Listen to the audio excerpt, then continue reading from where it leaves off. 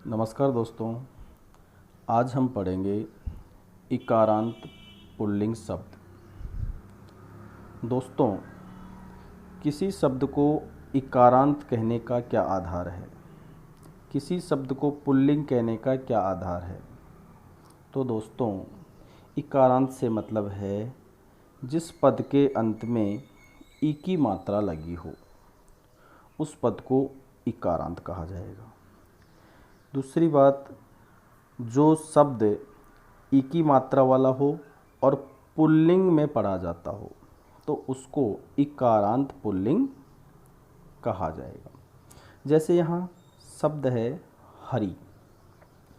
हरि शब्द जो है भगवान विष्णु के लिए प्रयोग किया जाता है हरि, और ये हरि शब्द पुल्लिंग प्रकरण में पढ़ा जाता है और ई की मात्रा इसमें लगी हुई है, इसलिए ये पद क्या कहा जाएगा?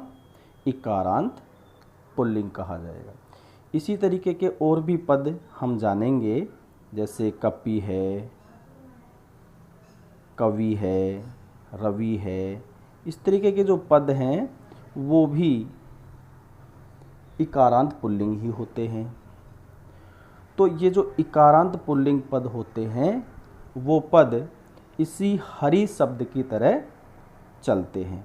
तो दोस्तों, शुरू करते हैं आज के हमारे इस वीडियो में हरि शब्द के रूप। हरि शब्द के सातों विभक्तियों में रूप क्या होते हैं और संबोधन में इसका रूप क्या होता है, वो हम यहाँ जानने वाले हैं।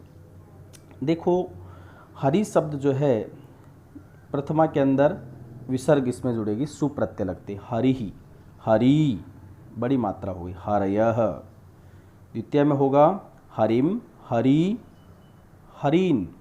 यहाँ आप देखो प्रथमा और द्वितीय का जो द्विवचन है वो समान होता है। फिर तृतीया से होता है, यहाँ ना जुड़ जाता है, हरिणा, हरिभ्याम, हरिभिः, हरिये, हरिभ्याम, हरिभ्यः, हरेः, हरिभ्याम, हरिभ्यः, हरेः, हरियो, हरीणाम, हरौ, हरियोः, हरिषु।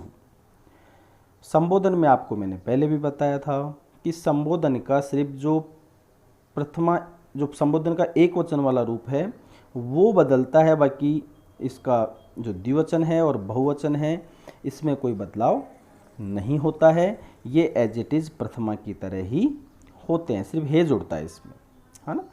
अब यहाँ आप देखो इस शब्द रूप के अंदर कहाँ कहाँ समानताएं हैं।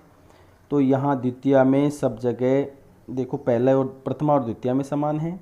उसके बाद में तृतीया, चतुर्थी और पंचमी का जो रूप है वो द्विवचन में समान होता है, और षष्ठी और सप्तमी का भी समान होता है। अगर हम बात करें एक वचन में, तो एक वचन के अंदर पंचमी और षष्ठी का रूप समान होता है। अगर हम बात करें बहुवचन की, तो चतुर्थी और पंचमी का बहुवचन समान होता है। ये दोस्तों हरि शब्द के रूप थे जिनका आप अभ्यास करेंगे तो आप देख सकते हैं कि कितने और शब्द हैं इस तरीके के जिनको आप इसी तरीके से जान सकते हैं। दोस्तों, यहाँ हम कुछ और इकारांत पुल्लिंग शब्द देख रहे हैं जिनके रूप भी हरि शब्द की तरह ही चलते हैं, जैसे कवि, मुनि, कपि, ऋषि, यति, विधि, निधि, गिरि, अग्नि, अरि, वहनि, रवि, नृपति, उदधि, अतिथि, असि, पाणि, व्याधि, सेनापति, प्रजापति, भूपति, आधि, मणि, पयोधि। ये कुछ शब्दों की सूची यहाँ दी गई है। ऐसे और भी अनेक शब्द हैं जिनके रूप हरि शब्द की तरह चलते हैं। क्या आवश्यकता है आपको ये जानने की? तो वो दोस्तों मैं बता दूं, आपके परीक्षाओं में एक गद्यांश या पद्यांश दिया जाता है और उसके अंदर से कोई शब्द, जैसे मान लो वहाँ इसे ये आपके लिखा हुआ आ जाता है ऋष्य है, भाई वहाँ आपसे कोई पद्यांश या गद्यांश दिया है और उसमें ऋषे शब्द आ गया, तो आपको हरि शब्द थोड़ी पूछा जाएगा, आपको यही पूछा जाए कि ऋषे शब्द जो है इसमें कौन सी विभक्ति है। तो आपको ये अगर पता है कि ये भी हरि शब्द की तरह चलता है, तो पंचमी और षष्ठी में ये ऋषे होता है। इसी तरीके से आपको किसी भी शब्द का पूछा जाए, जैसे कवि शब्द है, कवि शब्द के रूप भी उसी तरीके से चलते हैं जैसे हरि चलता है। कवि कवि कवयः, मुनि मुनि मुनयः, कपि कपि कपयः। तो आपको इनका भी अभ्यास करना है, जिससे कि आपके जो इकारांत पुल्लिंग शब्द है उसका कॉन्सेप्ट क्लियर हो जाए। धन्यवाद दोस्तों।